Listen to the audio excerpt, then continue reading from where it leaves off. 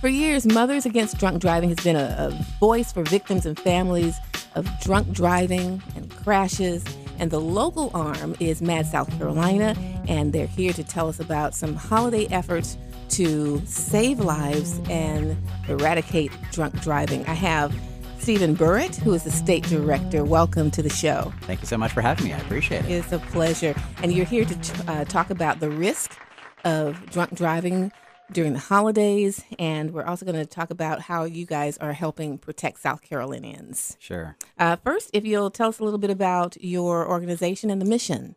Sure. So MADD's mission is to end drunk driving, to help fight drugged driving, to support the victims of these violent crimes, and to prevent underage drinking. So we're trying to address this all too common issue from multiple approaches. We really do believe when we say end drunk driving, that will happen one day. It may be when cars can drive themselves. So and that's why we say it's a realistic goal. But we can't be patient to wait for some of those things to happen because although over the history of MADD, which is now almost 40 years, fortunately, drunk driving fatalities have been cut in half. And that's a wonderful success. But now for 2 years now, they've been going back up again. So after decades of decreases, we're starting to see the numbers go up. So we're now back to the point, unfortunately, where more than 10,000 people in this country are being killed by drunk drivers every year. And in South Carolina, it's almost one a day. So we have a lot of work to do. Wow. And so what are you doing to focus on for the holiday season? Sure. So the primary, most visible thing that we do during the holidays is what we call the Taiwan for Safety campaign. This is actually the 31st year, and it's actually the campaign that brought the term designated driver to the public. That was actually a term that we coined 31 years ago with the first Taiwan for Safety campaign. But we encourage those who support the cause and support wanting safer roads to put a red ribbon on their car or their keychain somewhere in a visible location and kind of let that be a reminder both to yourself and to other people that either I will be a designated driver for those who need one, or that if my holiday plans do include drinking alcohol, that I will make sure that I use a designated driver. That could be a friend, a taxi, Uber, or another ride-sharing service, but making sure some way, somehow, you don't get behind the wheel of a car if you've been drinking. Right, right. And so for people who can get the ribbon, where do they get that red ribbon? So they can use anything that's a red ribbon, but if they want to contact our office, we'd be glad to get them to get one of our MADD ribbons. It may take a little while to get there in the mail, so you may want to grab one close by. But we celebrate Taiwan for Safety all the way from Thanksgiving to New Year's Day. Of course, there's always a risk and there's always a need to use designated drivers. But the holiday season, unfortunately, while it is a season of more celebration and more joy, it is unfortunately also a season of more drunk driving crashes that people are working less and more celebrations are involving alcohol. We do see an uptick in drunk driving crashes during this time of the year. So it's a really important time to be mindful of the fact that every single drunk driving crash is preventable. Right. Somebody just has to separate their decision from driving from using any substance that's going to impair you. So a designated driver essentially fixes that problem. Okay, and you probably just answered my next question. You did mention drunk driving and drugged driving is something that you want to eradicate. Tell us specifically what the difference is. Sure. So, historically we've been focused on drunk driving, but drug driving has always been part of what MADD's into as well. So that could be any illegal drug or a legal prescription drug that impairs your ability to operate a motor vehicle. So anything that says, don't operate heavy machinery, or this can make you very drowsy.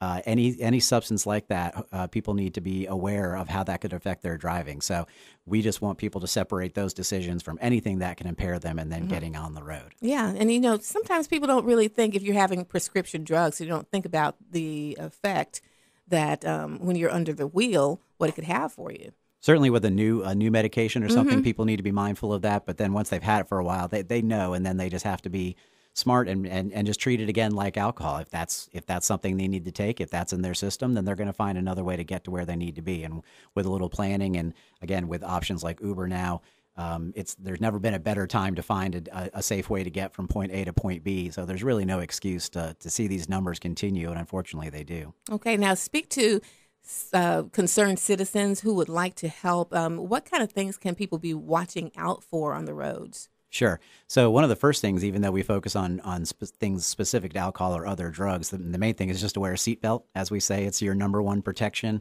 against a drunk driver is to have your seatbelt on. You can't always control what things may happen to you from other drivers on the road, but that is your best way to, have the outcomes hopefully be as minimal as they can be. But other than that, we encourage people to obviously take care of their own behaviors first, but also, watch out for those around you. Particularly if you're hosting a party this holiday season, there are several things you can do, and there's safe party tips on MADD's website. But things like making sure that you're not providing only alcoholic beverages, make sure you're providing food, and just keeping an eye on your guests. Don't let someone walk out of your house if you know they've had too much. Actually, some of that liability can come back to you. But even from a just keeping people safe standpoint, be on the watch out for your guests. Make sure they have some safe way of getting home. If they got to crash at your place, then make that happen for them, or call an Uber for them, or whatever it might be. But unfortunately, with almost every crash and we come to know so many of these families, and whether again it's been a serious injury, minor injury, or unfortunately very often a fatality, we know these families and we know their stories of their lives, but also the story of what happened with that crash. And so often there were so many points where somebody could have intervened on the behalf of that drunk driver. Somebody should have known they had too much and taken those keys or found the way to get them home. So you could absolutely save a life by keeping someone from getting on the road, theirs or somebody else's. Right. What are some ways that people can help MADD South Carolina? Certainly plenty of ways, and they can learn a lot about that on our website, which is madd.org/SC to get to the South Carolina specific page. But certainly we are a charity and donations are wonderful. That's how we do a lot of the work that we do. But there's also lots of volunteer opportunities. We're doing more than in South Carolina right now than we've been doing in years. So whether that's serving on a committee to help plan one of our walks, being a court monitor where you go into court a few times a month and track what happens with DUI cases, and then we're putting that information out to the public on a regular basis so people can know. Helping around the office, helping with some of our panels where victims speak to DUI offenders. There's lots of ways to get involved, and you certainly don't have to be someone affected by a crash. You just have to not want that to happen to another family. Absolutely. All right. Is there anything else you'd like to add? We just want to give one last special thank you to all of our first responders this holiday season. The Taiwan for Safety campaign is also kind of in part a thank you to them as well. While the rest of us are working less and celebrating more, they're going to be working more, working later, responding to more crashes. And we just appreciate so much the role they play in both preventing crashes and then also the compassionate and emergency care they give to victims when a crash does occur. So they mean the world to us. We consider them our heroes, and this time of year is really tough on them.